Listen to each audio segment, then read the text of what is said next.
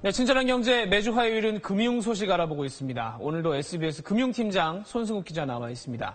손 기자 어서 오십시오. 안녕하십니까. 서민들이 친하고 싶지 않지만 거의 평생을 같이 가야 되는 친구, 마이너스 통장 얘기를 가지고 나오셨어요?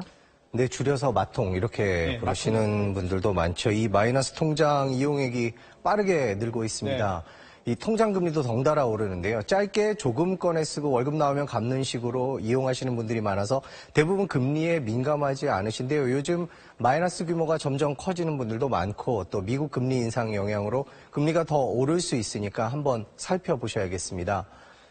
마이너스 통장. 정해놓은 한도까지 돈을 꺼내 쓸 수 있는 통장을 말하죠. 그렇지만 마이너스로 들어가면 내 돈이 아니라 은행 돈입니다.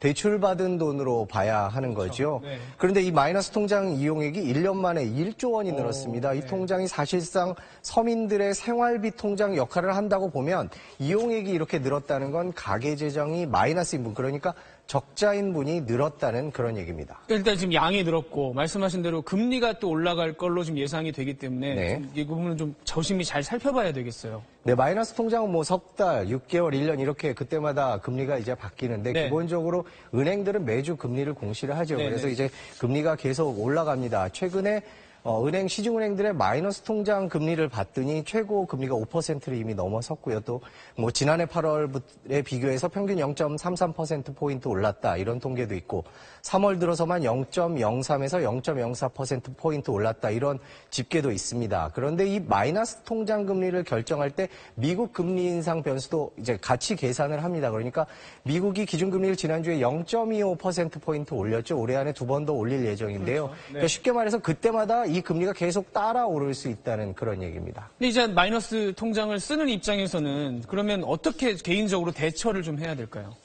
그러니까 지난주에 미국이 추가 금리 인상을 하면서 사실상 네. 저금리 시대, 지금까지 계속됐던 저금리 시대는 끝났다. 이렇게 봐야 됩니다. 그렇다면 이제부터는 빚 관리를 어떻게 하느냐가 재산 관리의 포인트가 될 텐데요.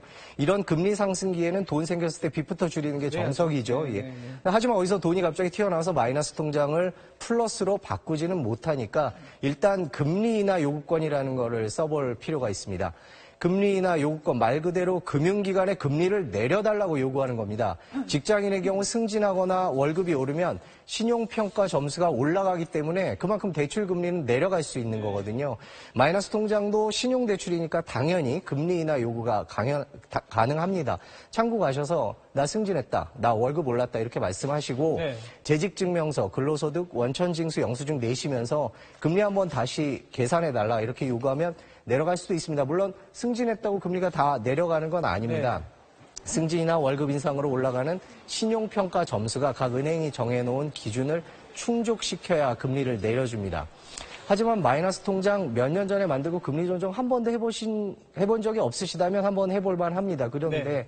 혹시 이렇게 신용조회 자꾸 하면 신용등급 떨어지는 거 아니냐 이렇게 생각하시는 분들도 있는데 제가 신용평가사에 확인을 했습니다. 몇 번 단순히 이렇게 조회했다는 횟수만으로 신용등급은 절대 떨어지지 않습니다. 가만히 있으면 해주는 건 아니니까 꼭 본인이 직접 챙기셔야 되겠어요. 예. 네, 잘 들었습니다. 네.